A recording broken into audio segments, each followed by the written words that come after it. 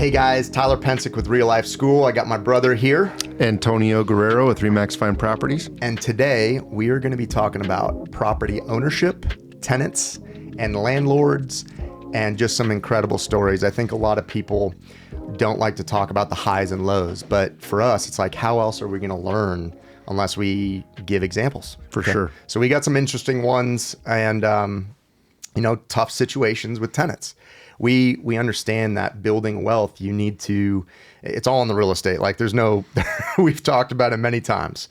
So there are some interesting people that we encounter when we are leasing out our rental properties. So one story we were talking about before the show was there was a property on the East Coast, and this tenant had a dryer that was busted. Like things go out, right? Hot water, dryers. Always. Right? Entropy at work in real estate. Right. Constantly. So as a landlord, you want to take care of them as if, you were living there too. So all the hardships that tenants say, no hot water, no dishwasher, light bulbs, etc. So as a landlord, you jump through hoops. And you want to be prompt, right away.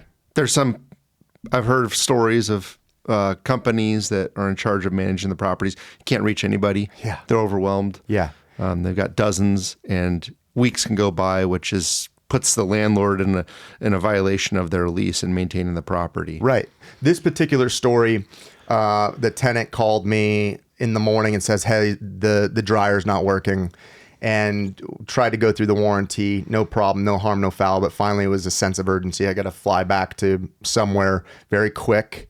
And I said, no problem. So I took a little bit of time, 2 hours, to find a specific dryer. So this was a older building, and it's a stacked washer dryer, not your full service, full size stuff. So it took me some time to find it, locate it in that location so I could accommodate and get the dryer fixed that day. Right. I located after 2 hours of finding this specific dryer. Mm-hmm. I find somebody in-house in the store to take it from the store and install it same day. So I'm coordinating, hey, does this time work? Yep, it works fine. And I get a phone call after they were supposed to deliver the dryer. The guy that was supposed to install goes up the stairs. It was second story. The dryer's in the back of his truck at the base of the stairs on the street. Okay. He goes up, he meets the tenant, and he looks at the washer dryer. There was a little bit of dispute. Okay. What words were exchanged, I don't know, but I get a phone call right after they met, and it went like this. The guy goes to the dryer, checks it out, makes a comment, and he says to her, he just starts walking down the stairs. And she says, well, where are you going? And he didn't mention anything. She goes, why are you leaving? And he goes, because I can. I come to find out that the tenant was not super nice to the guy that was hardworking, 6 o'clock at night, trying to fix a dryer. And the reason in the story is that I had recognized multiple scenarios where there was a light bulb that burnt out and I needed a certified electrician to come because this light bulb was special and it burst, and it's, one of the halogen, the swirly ones. Oh yeah. The CF. Okay. Yep. Cause for concern. Sure. Red star cluster. The point in the story is that when you start to recognize a few of these habit patterns, you need to start taking notes. So yeah, I created document everything. Folder, screenshots, emails, went into this tenant's name's folder. So ironically, a year and a half later, I had to reference that for a variety of reasons. But I know you had a story, and it was a good story. So yeah, I know I've got I've got a couple good stories, and I'll start with the bad ones. One of them is the neighbor across the street from a house that I own. He has a tenant, and the tenant is a con artist and offered to pay the year's rent up front. And I heard about this story because he's frantic. It had been, the person moved in for a 1-year lease. He's 2 weeks in and hasn't been paid $1. So it puts my client, my neighbor, who is not my client, I did not lease this property out. They had a friend of theirs who's an agent that lives in the area of this property lease it out. So he moved in, no money transacted for 2 weeks. Prorated at the end of the month, that proration of rent and a minor security deposit, rather than receiving the proration of rent in addition to the continuing month as rent, which is how I would typically do things. So they're not sure what to do. They're calling around, and they ask me what to do, and he lays out the situation. And now they're having to get this guy evicted. They're having to give him a 5-day eviction notice. They're having to hire a law firm. They're having to go through all this stuff because the agent that they had hired to procure a quality tenant did not do her job. Was this in the first 30 days? This was within the first 2 weeks. So they started an eviction within 2 weeks? Within 2 weeks. Copy. Okay. Of moving in. Yep. So that's, from what I could think, is going to be one of the worst situations you could possibly deal with. Yeah. Especially, if you're on a fixed income, you're relying on this mortgage to be covered, you're relying on that income, and you've got somebody who essentially is a con artist, and that's what they do. I don't think that they were properly vetted. I think that if you're going to have a property and investment, you need to make sure that either you yourself or the agent that you hire properly vets this person to make sure that they're a viable tenant that can remain for the duration of the lease. And you can go as far as a background check, references, bank statements. You want to make sure that this is a real person. Sure. I'm not even sure if this person's name, the landlords haven't even seen his driver's license.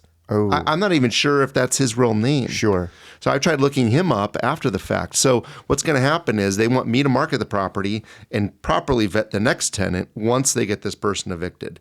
So that's been a pretty big nightmare scenario that I have not had to deal with a nightmare tenant that didn't pay their bills since I've been in the business, because I usually do a pretty thorough job of investigating people. My wife calls me the FBI, but you have to be. I mean, you have to be. You bring up a good point. Like, as a landlord, somebody that owns the piece of real estate that you're renting out, like, you don't know what that landlord's financial status is. You don't know if they are just barely covering it. Just because they own the property doesn't make somebody successful, right? So when you rent it out and somebody doesn't pay their rent or puts you through this, rodeo, and does, it could really cause the landlord to potentially lose a property. It could cause them to dig into their own savings when they're trying to build wealth for their family, right? My first property, I had a very similar situation. I'll never forget his name. I won't mention it today, but he kept going around and around. He paid rent for about 3-4 months, so he was consistent, right? And we understand that people have hardships, right? But the communication is key, okay? If you have hardship, don't make your hardship my emergency, okay? Sure. 3-4 months went by, and then rent wasn't paid.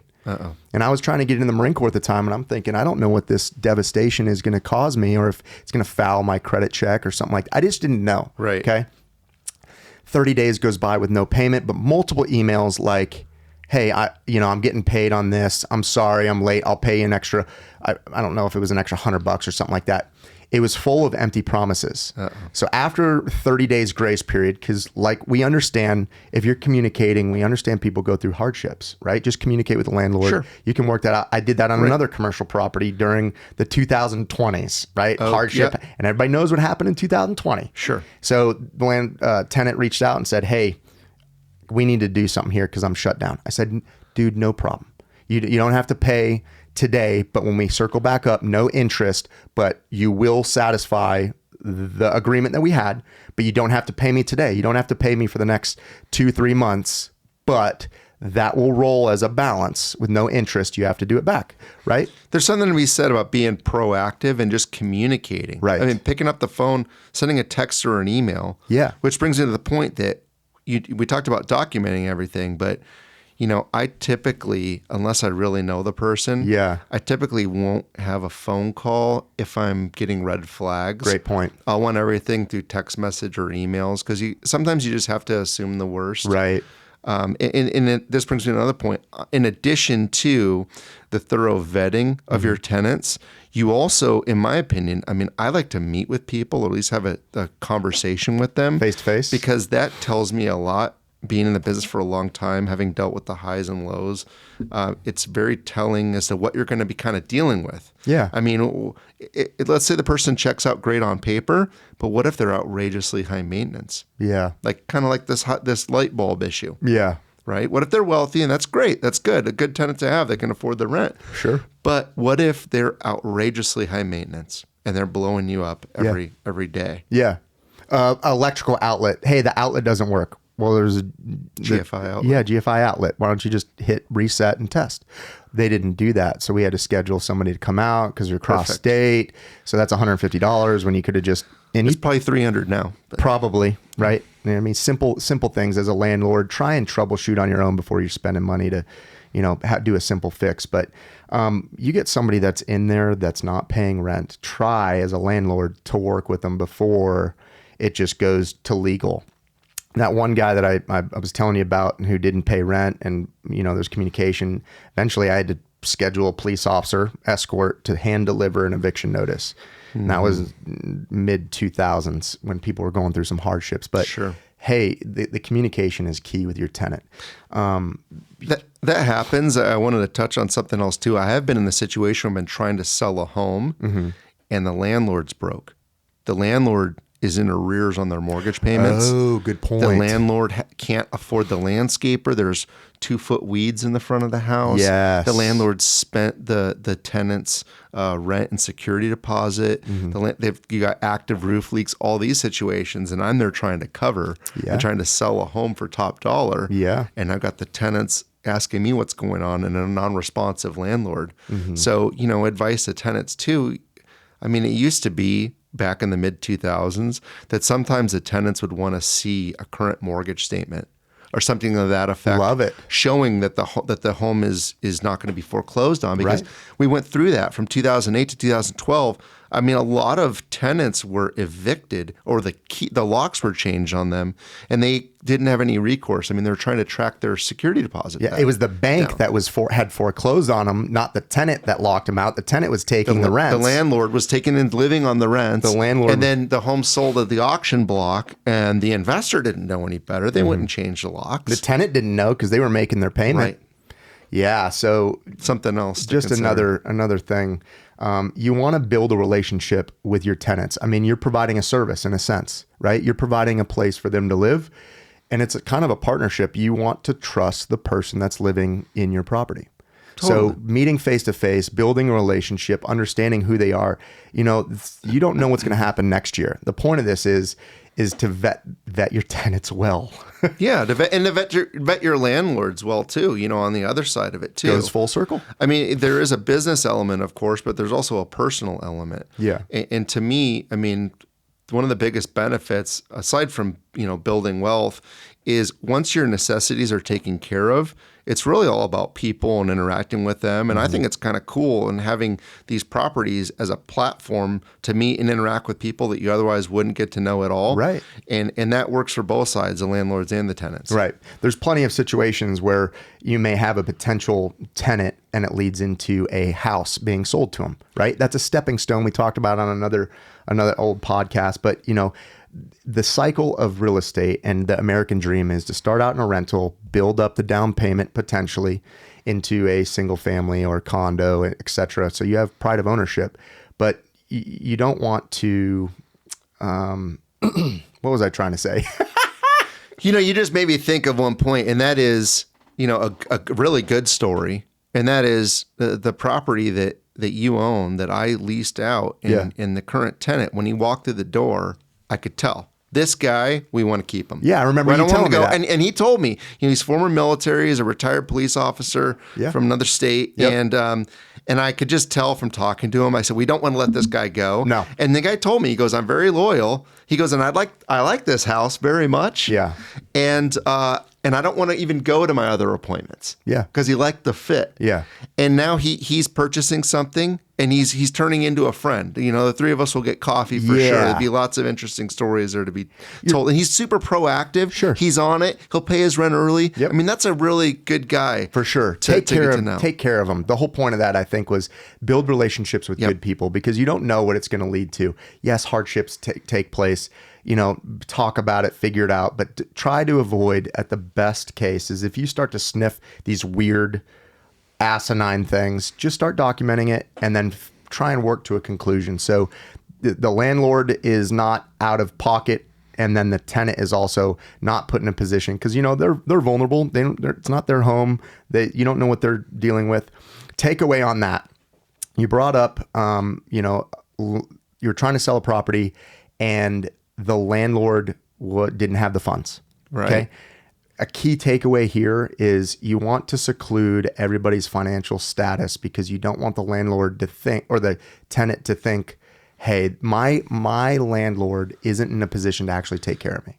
Right. So as a person, if you're property managers, I love you guys.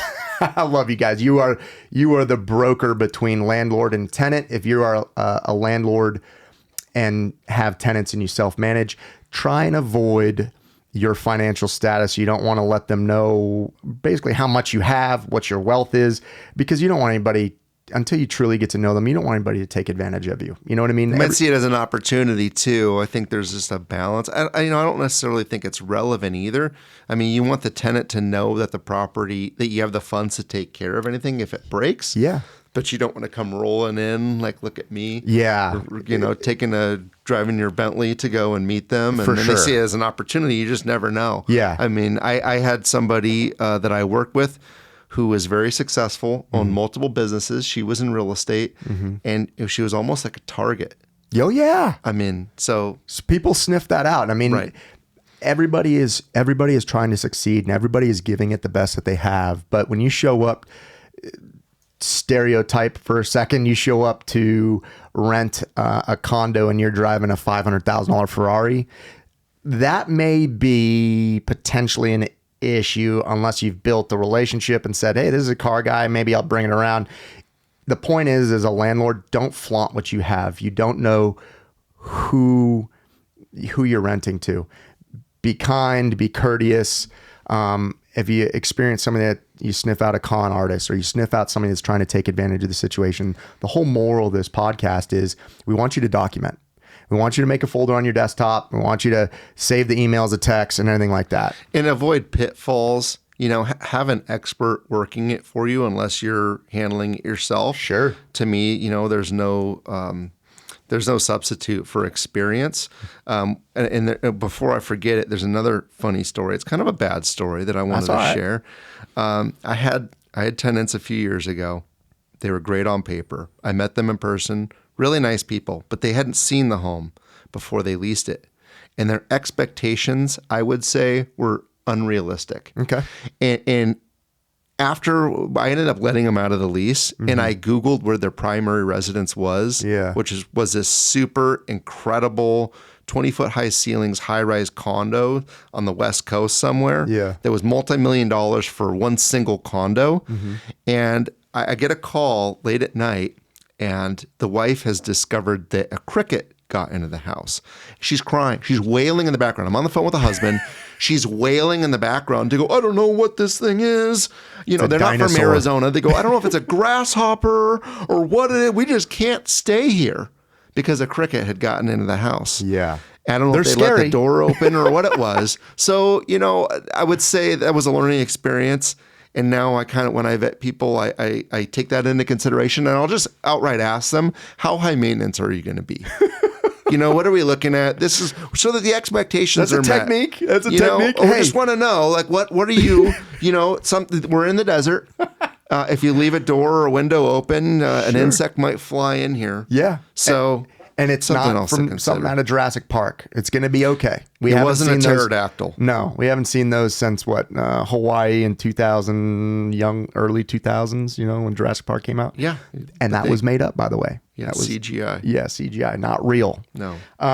So the point of this podcast is we got stories, everybody does, but it's not a deterrent for you to seek out building wealth through real estate.